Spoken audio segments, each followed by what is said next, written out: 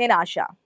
విద్యార్థి నాయకుడి నుంచి జాతీయ స్థాయి నేతగా ఎదిగిన ఆ పోరాట యోధుని ప్రస్థానం గురించి ఎంత చెప్పినా తక్కువే అవుతుంది. ఆయన మరెవరో కాదు, సిపిఎం ప్రధాన కార్యదర్శి సీతారాం ఏచూరి. ఆయన మరణం జాతీయ రాజకీయాలకు తీరని లోటు.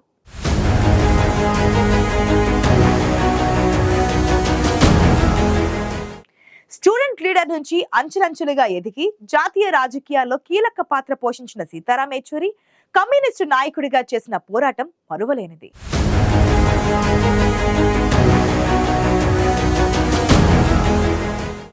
ఆయన పోరాట యోధుడు. ఆయనను కామ్రేడ్ అంటారు.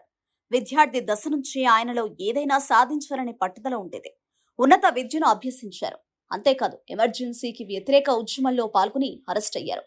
తొలుత సిపిఎం విద్యార్థి విభాగం ఎస్ఎఫ్ఐలో చేరిన ఆయన ఆ తర్వాత 2 ఏళ్లకి ఆ విభాగానికి ఆల్ ఇండియా అధ్యక్షునిగా ఎన్నికయ్యారు.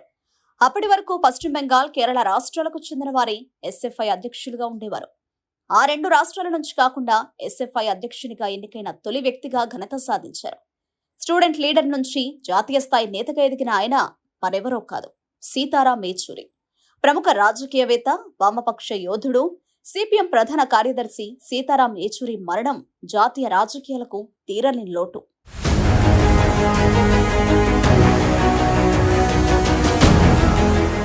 సీతారాం ఏచూరి ఓ మధ్యతరగతి కుటుంబంలో జన్మించారు.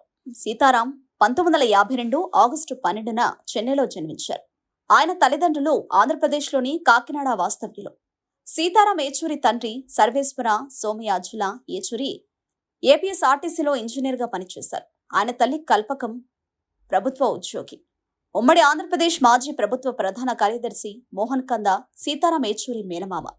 హైదరాబాద్లో పెరిగిన సీతారాం ఆల్ సెయింట్స్ హైస్కూల్లో 10వ తరగతి వరకు చదువుకున్నారు. 1969లో తెలంగాణ ఉద్యమం కారణంగా ఉన్నత విద్యాభ్యాసం కోసం సీతారాం ఏచూరి ఢిల్లీ వెళ్లారు. ప్రెసిడెన్స్ ఎస్టేట్ స్కూల్లో ఇంటర్ పూర్తి చేసిన సీతారాం సిబిఎస్ఈ పరీక్షలో ఆల్ ఇండియా ఫస్ట్ ర్యాంక్ సాధించారు. సెయింట్ స్టీఫెన్స్ కాలేజీలో ఆర్థిక శాస్త్రంలో పట్టభద్రులయ్యారు. జవహర్లాల్ నెహ్రూ విశ్వవిద్యాలయంలో ఎంఏ ఆర్థిక శాస్త్రం పూర్తి చేశారు. అక్కడే పీహెచ్డీ చేస్తుండగా ఎమర్జెన్సీ వ్యతిరేక ఉద్యమంలో పాల్గొని సీతారాం ఏచూరి అరెస్ట్ అయ్యారు. ఆర్థిక శాస్త్రంలో పరిశోధనలు ప్రారంభించిన ఆయన ఎమర్జెన్సీ సమయంలో జైలుకెళ్లడంతో వాటిని కొనసాగించలేకపోయారు.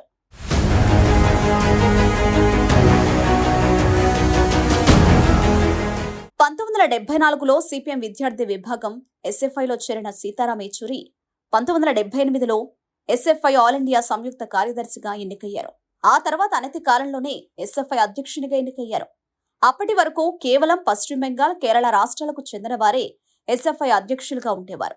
ఆ 2 రాష్ట్రాల నుంచి కాకుండా ఎస్ఎఫ్ఐ అధ్యక్షునిగా ఎన్నికైన తొలి వ్యక్తిగా ఏచూరి నిలిచారు.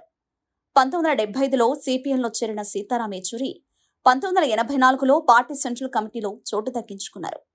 1985లో పార్టీ రాజ్యాంగ సవరణ కోసం సిపిఎం 5 సభ్యులతో సెంట్రల్ సెక్రటేరియట్ను ఏర్పాటు చేసింది. అందులో ప్రకాష్ కారత్, సునీల్ మొయిత్రా, పి రామచంద్రన్, ఎస్ రామచంద్రన్ పిళ్ళైతో పాటు సీతారాం ఏచూరి సభ్యులుగా ఉన్నారు.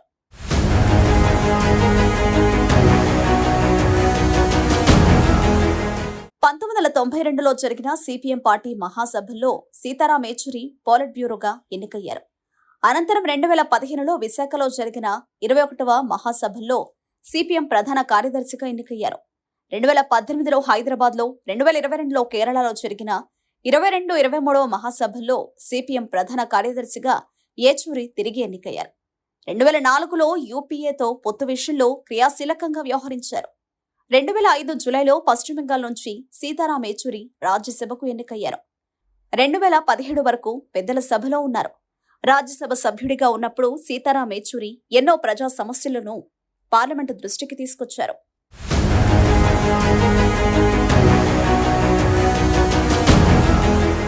సిపిఎం ప్రధాన కార్యదర్శి సీతారాం ఏచూరి కమ్యూనిస్టు ఉద్యమంలో చెరగని ముద్ర వేశారు.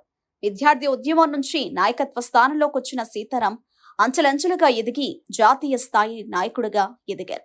మతతత్వం, నయా ఉదారవాద విధానాలకు వ్యతిరేకంగా సీతారాం ఏచూరి క్రమం తప్పకుండా పార్లమెంట్లో జోక్యం చేసుకున్నారు. రవాణా, పర్యాటక, సాంస్కృతిక శాఖల స్టాండింగ్ కమిటీ చైర్మన్ గా ముఖ్యమైన నివేదికల తయారీకి ఆయన నాయకత్వం వహించారు. 1996లో యునైటెడ్ ఫ్రంట్ ప్రభుత్వం, 2004లో మొదటి యూపీఏ ప్రభుత్వం ఏర్పాటులో ఏచూరి కీలక పాత్ర పోషించారు.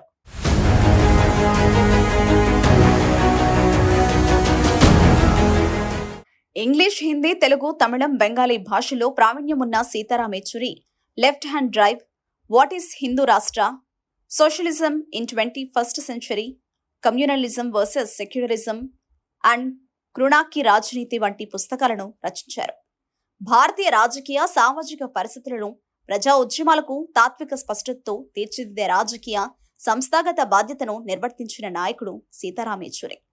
కమ్యూనిస్టు ఉద్యమంలో అసమాన నాయకుడిగా సీతారాం ఏచూరి తనకంటూ ఓ ప్రత్యేక స్థానాన్ని ఏర్పరచుకున్నారు. సిపిఎంకు సీతారాం ఏచూరి మూల స్తంభమని రాజకీయ పండితులు అంటున్నారంటే ఆయనకు ఉన్న ప్రాధాన్యత ఏంటో చెప్పవచ్చును. సీతారాం ఏచూరి మరణం సిపిఎంకు తీరని లోటు. కేవలం సిపిఎంకే కాదు, జాతీయ రాజకీయాలకు తీరని లోటు అని చెప్పవచ్చు.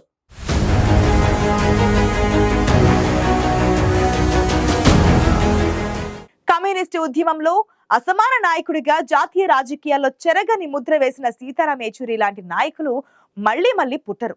దేశ రాజకీయాల్లో కామ్రేడ్ సీతారాం లేని లోటు ఎవ్వరూ తీర్చలేనిది.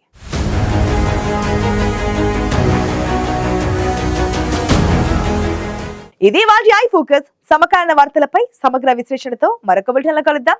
అంతవరకు చూస్తూనే ఉండండి ఐ న్యూస్.